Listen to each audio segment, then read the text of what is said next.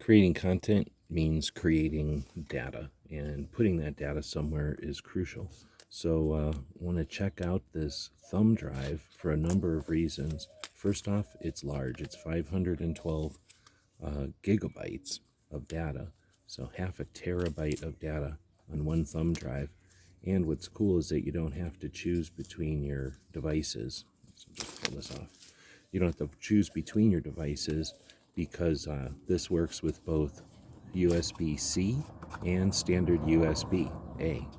So we'll pull this out, and oh, it looks like it's got a lanyard on it. Didn't realize. It's pretty handy. And this is all metal, and you can just push for standard USB or push for USB-C.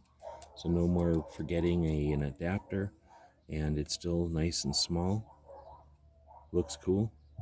They call it the SPO5, I guess. 500 megapixels speed. Looking forward to using this one. I want to thank them for sending us this one to check out. Hope this helps.